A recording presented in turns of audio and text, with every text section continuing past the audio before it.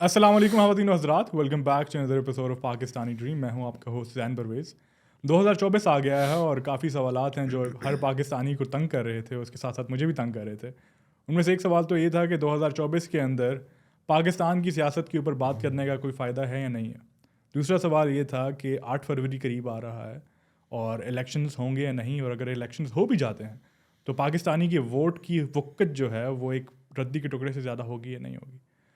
इन सवालात का जवाब डिस्कस करने के लिए आज मेरे साथ मौजूद हैं एक नौजवान सहाफ़ी जो कि हालात हाज़रा के ऊपर बहुत ही गहरी नज़र रखते हैं।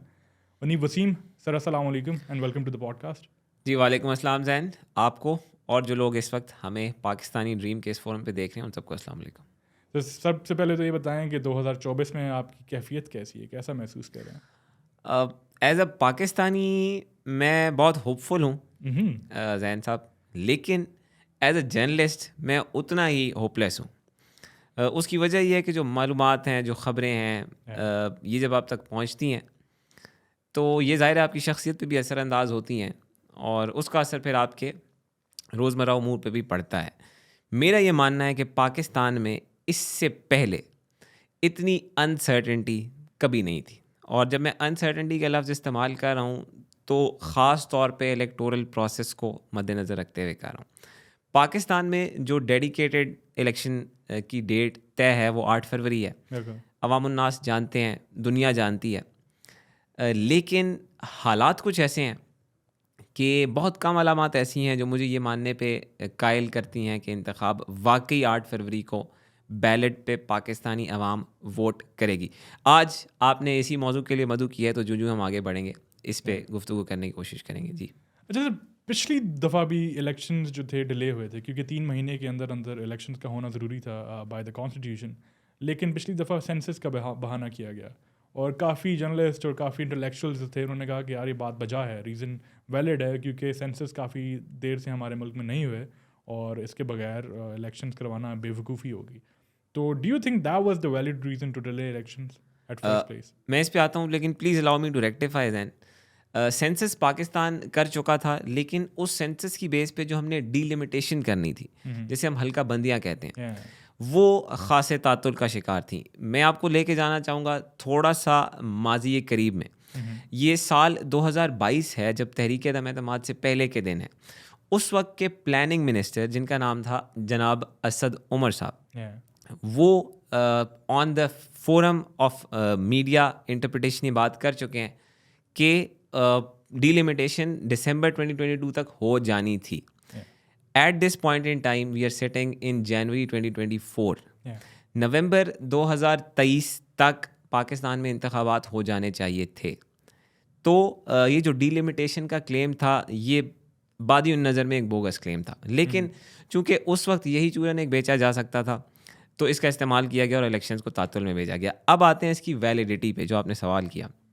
मेरा ख्याल है कि पाकिस्तान के अवाम इस वक्त इतने ईगर हैं। मैं किसी पॉलिटिकल पार्टी की साइड नहीं लेना चाहता एज ए जर्नलिस्ट, लेकिन पाकिस्तानी अवाम इस वक्त अपना ये इस्तेहकाक इस्तेमाल करना चाहते हैं। पाकिस्तानी अवाम की ये ख्वाहिश है लार्जली, और जब मैं लार्जली कह रहा हूँ तो ये 50-60% रेशो नहीं है, ये परसेंटेज 90-95% लोगों का है, जो मैं अपने तजर्बे की बुनियाद पे आपके सामने शेयर कर रहा हूँ, आपके ऑडियंस से शेयर कर रहा हूँ। पाकिस्तान के 90 से 95% अफराद चाहते हैं कि वो इलेक्टोरल प्रोसेस का हिस्सा बने, उनके सामने बैलेट आए। और वो इस बार जो टर्न आउट है वो ज़्यादा होगा पिछले इलेक्शन? मेरी ख्वाहिश है कि इस दफ़ा टर्न आउट हो। हम साफ़ी हैं, हमारा काम है ज़रा हक़ाइक़ को मद्देनज़र रखना। इसी साल दुनिया के चंद बड़े ममालिक में इलेक्शंस मुतवक्के हैं। अब से तकरीबन एक हफ़्ता पहले बांग्लादेश में इलेक्शंस कंक्लूड हुए हैं और शेख हसीना वहाँ हुकूमत बनाने की पोजीशन में आई हैं। आपको ये जान के ताज्जुब होगा कि पाकिस्तान से ही मुमासलत रखते हालात बांग्लादेश में भी थे, लेकिन सरकारी आदाद व शुमार के मुताबिक जो वोटर टर्नआउट हमारे ख़ित्ते के ही एक हमसाया मुल्क में रहा है, वो महज 30 से 35% के बीच था। अच्छा। लेकिन मैंने जैसे कहा कि मैं बहुत होपफुल हूँ for a change in Pakistan. मुझे ऐसा लगता है कि पाकिस्तान में जो फ़िज़ा बनी हुई है, पाकिस्तान का 70% बंदा शख्स इनफरादी हैसियत में अपने वोट का इस्तेमाल करेगा, इस इस्तेहकाक का इस्तेमाल करेगा, प्रोवाइडेड उसे ये इस्तेहकाक इस्तेमाल करने दिया जाता है।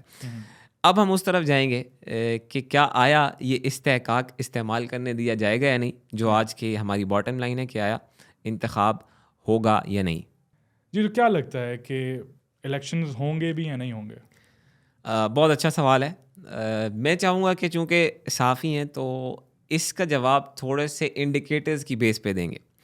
मेरे नाक़िस मुशाहिदे के मुताबिक ऐसी कुछ अलामात हैं जो इंतखाबात के 8 फरवरी के ही होने के हक़ में जाती हैं। लेकिन पहले ज़िक्र उन अलामात का करते हैं जो तादाद में ज़्यादा हैं। मेरे नाक़िस मुशाहिदे के मुताबिक ये वो तमाम अलामात हैं जो इंतखाबात के 8 फरवरी के ही होने के बरखिलाफ़ जाती हैं। तो आप मुझे इजाज़त दें तो मैं उन अलामात का ज़िक्र करना चाहूँगा। पाकिस्तान के इस वक्त most popular political leader, let's not name him, आपके लिए भी मसला ना हो, हमारे लिए भी ना हो, हम बानी पाकिस्तान तहरीक इंसाफ कह देते हैं, उसकी तो इजाज़त है। बानी पाकिस्तान तहरीक इंसाफ ये इस वक्त पाकिस्तान की पॉलिटिक्स का सेंटर ऑफ ग्रेविटी है। आपको पसंद हो ना हो, आप नफ़रत करते हो मोहब्बत करते हो, आप बुग़्ज़ रखते हो अदावत रखते हो, आपको ये बात माननी पड़ेगी कि इस वक्त एक पॉलिटिकल लीडर पूरे स्टेटस को चैलेंज कर रहा है। और जब मैं स्टेटस को की बात कर रहा हूँ तो मैं सिर्फ पॉलिटिकल स्टेटस को की बात नहीं कर रहा, मैं ए पॉलिटिकल स्टेटस को की बात भी कर रहा हूँ। मैं जानता हूँ कि अपनी हुदूद से तजावुज़ कर रहा हूँ, लेकिन इन शुगर कोटेड वर्ड्स मैं ये इस बात का एतराफ़ करना चाहूँगा कि पाकिस्तान के जो तमाम अशराफिया है, जिसमें पॉलिटिकल और ए पॉलिटिकल फोर्सेस तमाम शामिल हैं, वो इस चीज़ को फ़ील कर रही हैं कि इस वक्त पाकिस्तान में एक पॉलिटिकल इकाई है जो सब चीज़ों पे भारी है। बताने का मकसद, जब तक ये पॉलिटिकल इकाई बिठा नहीं दी जाती, इसे मात नहीं दे दी जाती, इसे गिरा नहीं दिया जाता, इसे मस्मार नहीं कर दिया जाता, इसको बर्बाद नहीं कर दिया जाता, तब तक पाकिस्तान का स्टेटस को नहीं चाहेगा कि वो इंतखाब करे। मेरे नाक़िस मुशाहिदे के मुताबिक ये एक बुनियादी अलामत है जो सबसे ज़्यादा परसेंटेज कैरी करती है हमारी इस पूरी बहस में कि आया इंतखाब होगा या नहीं। इस अलामत की बुनियाद पे मेरे पास ऐसा कोई और इंडिकेटर नहीं है कि मैं बिलीव कर सकूं कि जब तक बुग़्ज़े बानी पाकिस्तान तहरीक इंसाफ कायम है, पाकिस्तान में इलेक्शन हो सकते हैं। आगे बढ़ते हैं और इसी तरह की एक और अलामत का जिक्र करते हैं। हम बचपन से देखते आ रहे हैं पाकिस्तान में सिक्योरिटी की सिचुएशन ख़राब रही है। पाकिस्तान के रियासती इदारों की एक बड़ी कामयाबी है कि उन्होंने पाकिस्तान को एक बहुत बड़े ख़तरे से बचाया है। मुझे सेमोर हर्श एक अमरीकी सहाफ़ी हैं, उनकी एक स्टोरी याद आती है आज इस मौके पे, ऑल्दो थोड़ी सी रेलेवेंट है, लेकिन सेमोर हर्श अपनी स्टोरी में 2007 में कह रहे हैं कि पाकिस्तान को ख़तरा है और उसका ग्राउंड वो बनाते हैं कि पाकिस्तान में जो तालिबान का खुरूज हो रहा है, ज़ुहूर हो रहा है, वो ज़ाहिर हो रहे हैं, उसके ज़ाहिर होने के बाद पाकिस्तान के लिए एक मुश्किल खड़ी हो सकती है। और वो मुश्किल ये है कि पाकिस्तान के न्यूक्लियर एसेट्स उन दहशतगर्दों के हाथ लग सकते हैं जिन्हें पाकिस्तान उस वक्त तालिबान के नाम से जानता था। अब उसके काउंटर एंड फॉर आर्ग्यूमेंट्स दिए जा सकते हैं, लेकिन पाकिस्तान की रियासत की एक बड़ी कामयाबी रही है कि पाकिस्तान ने दहशतगर्दी के उस नासूर का कला कमा किया है। दुनिया भर की ताकतें पाकिस्तान की मोतरफ़ हैं, तारीफ़ करती हैं, तायीद करती हैं, इस अमल की तौसीक करती हैं कि पाकिस्तान ने दहशतगर्दी के नासूर को जड़ से शायद नहीं उखाड़ा, लेकिन उस को ग्राउंड लेवल पे ख़त्म किया है। ताहम पाकिस्तान में ये जो सिक्योरिटी के मामलात ख़राब होना शुरू हो गए, ये 2023 हमारा पिछला साल जो गुजरा है, इसमें पाक फ़ौज जो हमारा एक अज़ीम इदारा है, उसके लोगों को मैसिवली टारगेट किया गया है। अब इस बात में मैं नहीं जाना चाहता जो कि कंस्पिरेसी थियरी है कि इसके पीछे कौन है कौन नहीं, यकीनन जो भी है वो उसने पाकिस्तान का नुकसान ही किया है, तो ये अवाम फ़ैसला कर लेंगे कि कौन है और कौन इसका ज़िम्मेदार है। लेकिन पाकिस्तान की रियासत ने दहशतगर्दी को शिकस्त दी है।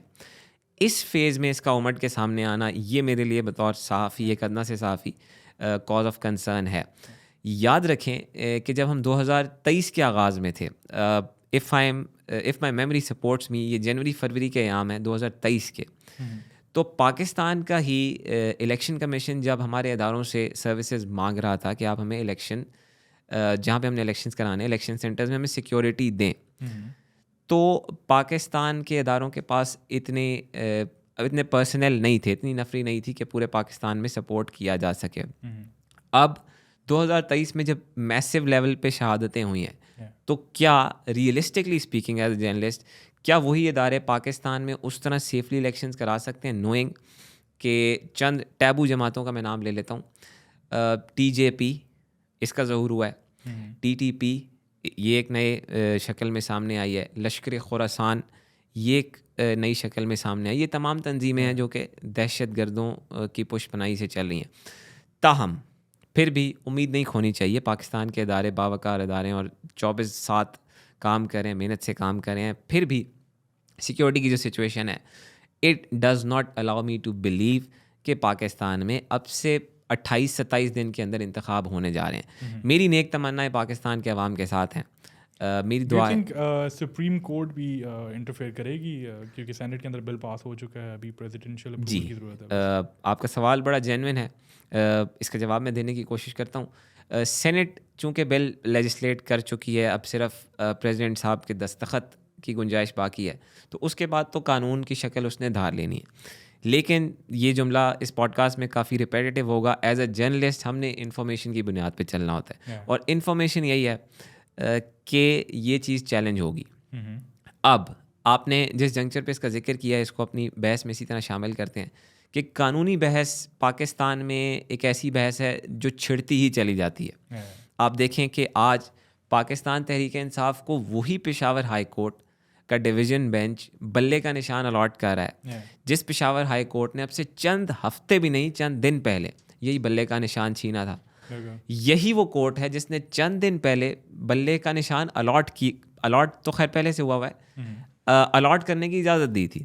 तो पाकिस्तान में कानूनी जंग एक तो कोई भी हतमी नहीं है, और इसने चलना लंबा ही होता है। ये भी हमारे निज़ाम इंसाफ के लिए एक सवालिया निशान है, जिसे हमने in the longer run cater करना है। ताहम cutting a long story short, जब कानूनी बहस चलेगी तो मेरा नहीं ख्याल कि ये 8 फरवरी से पहले ख़त्म हो सकेगी। मेरा ये मानना है कि this will stretch to around 2-3 months at least as a bare minimum. 2-3 माह पाकिस्तान में ये कानूनी जंग लड़ी जाएगी।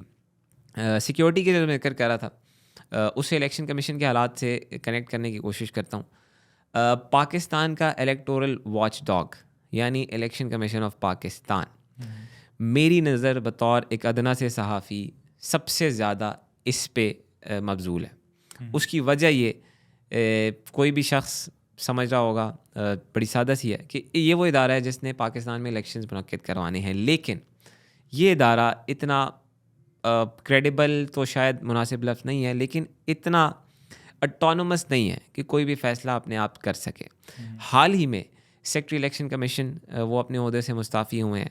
ख़बरें ये भी हैं, लेकिन मैं उस खबर की तौसीक नहीं करूँगा क्योंकि मेरे पास भी कोरॉबोरेटेड एविडेंस नहीं है। लोग कोशिश कर रहे हैं कि उन्हें कायल किया जाए कि वो वापस इलेक्शन कमीशन का हिस्सा बने। ताहम उनका इस्तीफ़ा देना मेरे लिए एज ए जर्नलिस्ट बहुत शॉकिंग है। वो इसलिए कि वो पाकिस्तान की द पावर्स दैट बी के काफ़ी करीब रहे हैं, और इलेक्शन कमीशन ऑफ पाकिस्तान के इतने कलीदी रुकन का इस पॉइंट इन टाइम पे, इस तारीख के नाजुक मोड़ पे जब पाकिस्तान को इंतखाबात की सबसे ज़्यादा ज़रूरत है, और ऑर्गेनिक पॉलिटिकल प्रोसेस की सबसे ज़्यादा ज़रूरत है, इस तरह बैकआउट कर जाना ये एक चेन ऑफ इवेंट्स का आगाज़ है।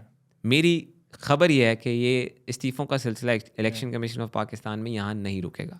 सर, PTI का आपने जिक्र किया अपनी डिस्कशन के दौरान, एक सवाल जो मेरे मन में आ रहा है वो ये है कि इलेक्शन रिले होने से PTI का फ़ायदा होगा या नुकसान होगा, क्योंकि एट दिस पॉइंट दोनों किस्म के ओपिनियंस एग्जिस्ट कर रहे हैं। बहुत अच्छा सवाल है जैन, इसका जवाब देने की कोशिश करते हैं। पाकिस्तान में हालात कुछ इतने तारीख़ साज बन गए हैं जैन साहब कि मैंने जैसे कहा कि एक शख्स वो स्टेटस को चैलेंज कर रहा है, ऑल्दो उसकी पार्टी में मसाइल हैं, और मसाइल जब आप डिग आउट करते हैं तो वो मैसिव हैं, इतने कि शायद हम वक्त की कैद में उन्हें बयान भी ना कर सकें। लेकिन coming back to your question which is a very relevant question, Pakistan Tehreek Insaf, मेरा नहीं ख्याल कि पाकिस्तान तहरीक इंसाफ का वोटर किसी भी सूरत उस ड्रीम से बाहर आएगा जो उसे दिखा दी गई है। आप उस ख्वाब को चैलेंज कर सकते हैं, उस दिखाने वाले को चैलेंज कर सकते हैं, उसकी सोच को चैलेंज कर सकते हैं, उसके मंशूर को चैलेंज कर सकते हैं, उसके मैनिफेस्टो को चैलेंज कर सकते हैं, उसकी लाख चीज़ों को चैलेंज कर सकते हैं। लेकिन एक को चैलेंज करना आसान है, आप 21-22 करोड़ लोगों को कैसे चैलेंज करेंगे? एक ग्रास रूट्स पे फ़र्क, 22 करोड़ सारे उसी ख्वाब को तो नहीं देख रहे, और भी मैं पाकिस्तान की जो सेंसस के मुताबिक अफराद की तादाद है वो 25 करोड़ 79 लाख के करीब है। तो मैंने as a conservative estimate 21-22 crore का फिगर इसलिए इस्तेमाल किया कि ये एग्जैक्टली 80-85 के करीब बनता है। तो प्रोडक्शन टीम अगर इसमें हमारी मदद कर सके तो हम बहस में नहीं उलझेंगे, 80 या 70 के अराउंड तो फिगर बनता होगा। खैर, कमिंग बैक, पाकिस्तान तहरीक इंसाफ का जो मसला है वो वही है जो बुग़्ज़े बानी PTI से जुड़ा है। अगर पाकिस्तान की ताकतें ये समझती हैं कि वो इस मसले को हल करना चाहती हैं, मेरा ये मानना है कि give everybody the freedom to fight. आज ही की खबर है कि बानी पाकिस्तान तहरीक इंसाफ के कागजात नामजदगी दूसरे हल्के से भी मुस्तरद कर किए जा चुके हैं। याद रहे कि अब इलेक्शन ट्रिब्यूनल्स में सुनवाई के मराहिल भी आखिरी स्टेजेस पे हैं। 13 जनवरी वो दिन है जब इलेक्शन कमीशन ने सिंबल्स अलॉट करके फ़ाइनल इलेक्टोरल फेज़ में चले जाना है। ऑल्दो आई डोंट बिलीव कि पाकिस्तान में इलेक्टोरल फेज़ है। पाकिस्तान तहरीक इंसाफ की जहाँ तक आपने बात की, पाकिस्तान तहरीक इंसाफ मुझे नहीं लगता कि डिले से भी कुछ बुराई उनके लिए आएगी। अलबत्ता इलेक्शंस का हो जाना, मेरा ये ख्याल है इन द लॉन्ग टर्म अगर देखें तो पाकिस्तान तहरीक इंसाफ के लिए ही नुकसानदेह है। पाकिस्तान में जो चैलेंजिंग कंडीशंस हैं, पाकिस्तान में जो इकोनॉमिकली, पॉलिटिकली, सोशली जो चैलेंजिंग कंडीशंस इस वक्त उमड़ के सामने आए हुए हैं, मेरा नहीं ख्याल कि कोई भी हुकूमत इन हालात में सस्टेन कर सकेगी।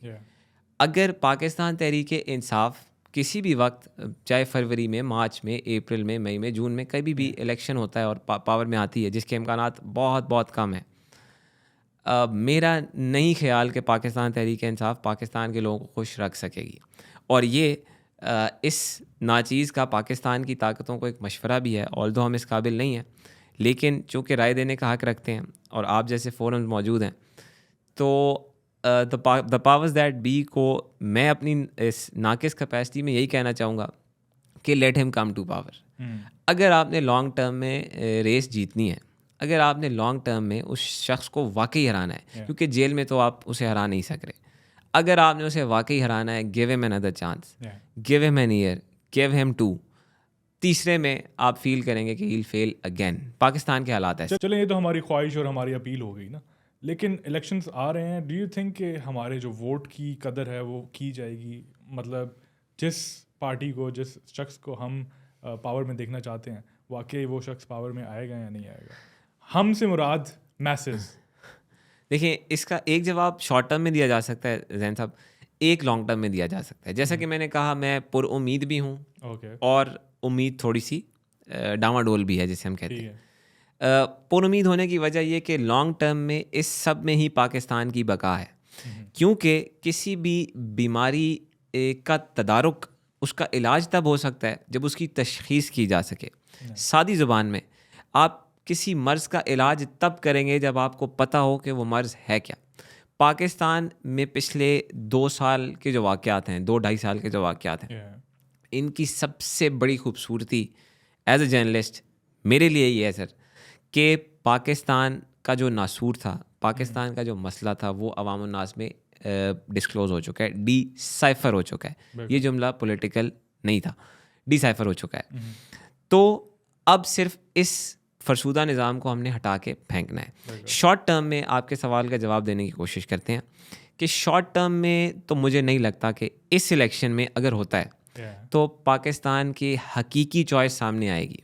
उसकी अलामात हैं और उस पर मैं तफसील में नहीं जाना चाहूँगा, वो आप भी जानते हैं, प्रोडक्शन टीम भी जानती है, हमारा व्यूअर भी जानता है, मैं उसमें तफसील में नहीं जाना चाहता। लेकिन बुराई जब बढ़ जाती है जैन साहब, फ़िलोसॉफ़िकल बात है, आई नो आप बोर होंगे, लेकिन फ़िलोसॉफ़िकल बात है कि जब रात अपनी तारीकी के जोबन पे पहुंच जाती है, जब अंधेरा अपनी मेराज पे होता है, तो ये एक नवीद होती है, ये एक ऐलान होता है कि आने वाली घड़ी एक रोशन सुबह से ताल्लुक़ रखती है और हम उसी की तरफ जा रहे हैं। तो ये इलेक्शन भी मेरा ये ख्याल है कि पाकिस्तान में जो चेहरों पे से नकाब उतरने का एक अमल है, उसमें कहीं आ रहा है। बेहतर हो, मेरी ख्वाहिश पूछी जाए तो बेहतर हो ये ना आए, चेहरों पे से नकाब उतरें, नकाब पोशी का ये अमल मुकम्मल हो, ताकि वंस एंड फॉर ऑल बुराई एक तरफ हो, अच्छाई एक तरफ हो, और इंशाल्लाह ये मुल्क जो अल्लाह और इसके रसूल के नाम पे बना है, वो दिन आए कि जब हम बुराई को साइड पे करें और उसे अच्छाई से रिप्लेस करें। सर, पॉडकास्ट के आगाज़ में हमने एक सवाल रेज़ किया, वो ये था कि 2024 में पाकिस्तान की पॉलिटिक्स के ऊपर गुफ्तगू करने का कोई फ़ायदा है या नहीं। एक तो फ़ायदा मुझे आपकी गुफ्तगू से ये नज़र आया कि हम वही चेहरे पर से नकाब उठा रहे हैं और वो आई थिंक बड़ा ज़रूरी काम है। उसके अलावा डू यू थिंक इस गुफ्तगू का कोई फ़ायदा है, कोई हासिल है? देखें, as a very shallow student of current and international affairs, मेरा ये मानना है जैन साहब कि आपका इस स्टूडियो में बैठना, इसका ताल्लुक भी बराह रास्त उस पॉलिसी से है जो कि आपके अरबाब इक़्तिदार सेट कर रहे हैं। ये माइक जो हमारे सामने है, मुमकिन है कि आपकी सकत अगर इसे अफोर्ड करने की ना होती तो ये पॉडकास्ट हम आज से 1 साल बाद कर रहे होते। उसकी वजह, सरकार ने पॉलिसी ऐसी नाफिज की है कि आप 2022 में माइक एक्वायर ही ना कर सकते, आपके वसाइल ही ना होते। तो बताने का मकसद ये कि हर पॉलिसी जो ऊपर सेट की जाती है, जैसे हम करंट अफेयर्स की डोमेन में ही लाते हैं या पॉलिटिक्स से रिलेट ही करते हैं, इसका बराह रास्त ताल्लुक हम जैसे आम शहरी पे होता है। तो अगर इसके अंदर कोई एक बुराई छुपी है, एक ऐब छुपा है, एक नक्स है, मेरा नहीं ख्याल कि आप इस पूरे अमल को ही बिलिटल कर दें। यानी जो बात मैं मैसेज देना चाह रहा हूँ कि अगर आपको एक चीज़ से इख्तलाफ है कि आपकी हकीकी राय उठ के सामने नहीं आ रही, आपकी हकीकी चॉइस आपको गवर्न नहीं कर रही, आपकी हकीकी राय बैलेट पे तो आ रही है लेकिन वो पावर में ट्रांजिशन नहीं हो रही, तो ये सिस्टम का मसला है, सिस्टम का मसला है, और सिस्टम को सुधारने से आप चीज़ें बेहतर कर सकते हैं। जैसा कि मैंने कहा, चेहरों पे से नकाब उतरे हैं, ये सिस्टम के सुधार का ही एक तरीका है, जिसे मैं एक डिवाइन इंटरवेंशन कहता हूँ, कुदरत की मुदाखलत कहता हूँ। अगर इंसान इसे कोई करना चाहता तो मेरा नहीं ख्याल था कि 2-2.5 साल के इस अरसे में हो सकती थी। ताहम फिर वही बात कि आई एम वेरी होपफुल कि इसमें से खैर निकलनी है। और जब हम अतराफ़ में अपने लोगों के साथ बैठते हैं और ये बात करते हैं कि इस तमाम बुराई में से इंशाअल्लाह अल्लाह रब्बुल इज़्ज़त की ज़ात खैर निकालेगी, तो कुछ लोग हैं जो हंसते भी हैं, ताहम उनका हक़ है, फिर भी हमारा हक़ है कि हम कौम को उम्मीद का दामन ना छोड़ने दें। और आपको भी मैं ये मशवरा दूंगा कि कभी ये तासुर अपनी शख्सियत पे ज़ाइल ना होने दें कि इन मामलात का, पाकिस्तान का मामलात का, आपके समाज के मामलात का, आपकी अशराफिया के मामलात का आपसे कोई ताल्लुक़ नहीं है, क्योंकि इस सवाल का एक ही जवाब है, ताल्लुक़ है। लेकिन उन्हीं अगर ऑन दी अदर साइड देखा जाए तो काफ़ी हद तक जो नकाब है वो चेहरे से उतर चुका है। आपको पता है कि तमाम ड्राइंग रूम्स के अंदर, तमाम चाय के ढाबों के ऊपर जो डिस्कशंस हो रही हैं वो ऑलमोस्ट सेम है। सबको पता है कि क्या हो रहा है, क्या चल रहा है, क्या नहीं। लेकिन अगेन उन डिस्कशंस का कोई फ़ायदा नज़र नहीं आ रहा। जैन, मेरा ये मानना है कि जब आप नेशनल कॉज में चीज़ों को देख रहे होते हैं तो फिर ज़ाती फ़ायदे से चीज़ें मावरा हो जाती हैं। एक कौमी मफाद है कि इस मुल्क ने बेहतर होना है। मैं, आप, हमारी प्रोडक्शन टीम तमाम पाबंद हैं इस ख्वाहिश का इजहार करने पे कि कौमी मफाद में हर काम किया जाएगा, चाहे ज़ाती मफाद पसे पुश्त ही डालना पड़े। तो सबसे पहली चीज़ कि उस चश्मे को उतार के देखें जिसके ज़रिए आप अपना मफाद पहले देख रहे हैं और मुल्क का मफाद बाद में देख रहे हैं। दूसरी चीज़, उम्मीद, इसका दामन बतौर मुसलमान हमें नहीं छोड़ना। ये अल्लाह ताला की बहुत बड़ा खूबसूरत इंतखाब है कि उसने हमें उम्मत मोहम्मद का रुकन बनाया है और अल्लाह ताला के फरमान की पैरवी करते हुए, उसके नबी की सुन्नत को मानते हुए ज़िंदगी में कोई ऐसा नहज नहीं आना चाहिए जहाँ पे हमें उम्मीद छोड़नी चाहिए। फिर जब अल्लाह रब्बुल इज़्ज़त की ज़ात आपके लिए इतना कुछ कर रही हो, आपके लिए चेहरे आश्कार कर रही हो, पूरे के पूरे निज़ाम को आश्कार कर रही हो, फिर मेरा नहीं ख्याल कि कोई गुंजाइश बनती है गिला करने की अल्लाह रब्बुल इज़्ज़त से कि तूने हमारे लिए नहीं किया। लेकिन सर, उम्मीद चुप करके भी तो लगाई जा सकती है ना। उम्मीद के लिए ज़रूरी तो नहीं है कि इंसान, मेन डिस्कशन हमारी ये हो रही है कि क्या इन बातों का पॉलिटिकल डिस्कशन का कोई फ़ायदा है या नहीं।